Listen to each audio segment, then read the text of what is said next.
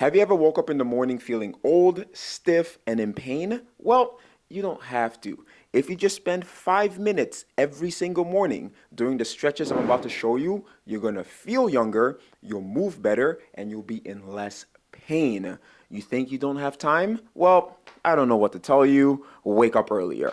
So what we're going to do is we're going to work from the ground up, starting off at the legs and finishing off with the upper body. The first stretch is my favorite stretch. It's called the 90-90. You're going to get on the floor and you're going to have your knee right in front of you and to the side. You want 90 degrees at the knees, 90 degrees at the ankles. Most important thing is you want to have this knee directly on the floor. If this is a tough position for you because your hips are tight, you can put a pillow under your knee so that it's more comfortable. When you get in this position, you're going to have your hands out in front of you. You're going to stick your chest out and you're going to tilt your hips. The goal here is to try to get your belly down to your thighs without slouching over. And you're just going to cycle up and down. So where you should be feeling this is right in that hip, right in that glute. And the objective here is to just cycle through, not forcing the range. And you got to make sure that your back stays straight and you don't slouch, because when you slouch, all the tension is going to go into your back and we don't want that. And you're pretty much going to be cycling through for about 30 seconds. Let's say chest to knee feels okay.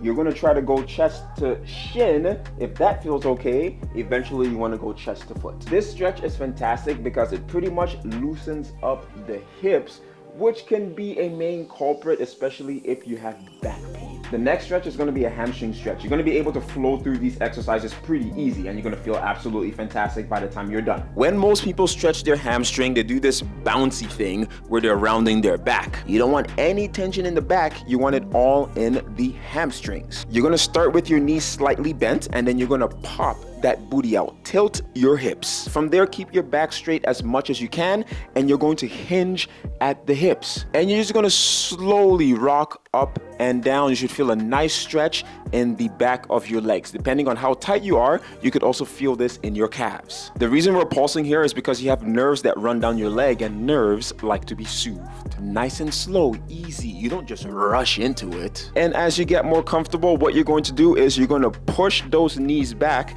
and try to straighten out your legs as much as you can, and immediately you should feel a deeper stretch. And the goal here is the same. Don't force the stretch where you round your back. Keep your back straight and just go as deep as your body allows. If you really want to take this to the next level, you can add in some elephant walks where you straighten out one leg at a time. Do that for about 30 seconds or 30 reps. If you sit a lot, you're gonna need this next one. It's called the couch stretch, and like the name suggests, you can literally do it on a couch, a chair, a table, any elevated surface. The setup here is you're gonna be in half kneeling position, and then you're gonna put your back foot on the couch. And what you want to do, you want to tilt your hips, and you do that by squeezing your butt. And immediately, you're gonna feel a nice stretch running down your hip flexors all the way down to your quad. The goal here is to hold this for at least 30 seconds. As you get better, you're going to be able to get your butt touching your heel, but same as before, don't force it. Let's say putting your foot on the couch is hard. What you can do is just go straight down into kneeling position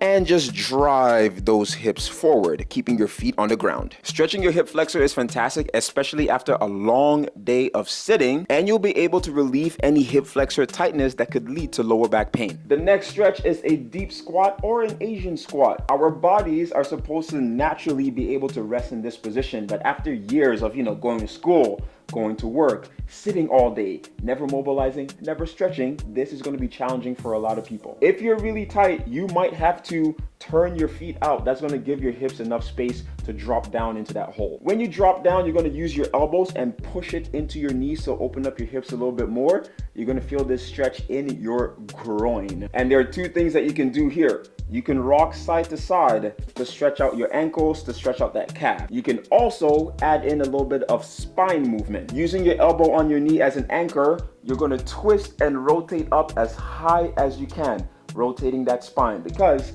you don't want a stiff back. And you would hold that for about 15 to 20 seconds and then you can switch over to the next side. If holding a deep squat is uncomfortable for you, what you can do is either find a wall, find a couch and just rest your back on it and just focus on opening those hips and holding this. And your goal here is you want to be able to rest down here comfortably, have a conversation, eat some food, be here for about 5 minutes. Over time, it'll get better, trust me. I remember when I first started, I could barely hold this position, but now I am right here because, consistency. The final stretch is going to be a butcher's block, which opens up your shoulders, opens up that mid back, and gets rid of stiffness. All you do here is you're gonna put your elbows on the couch or on the table.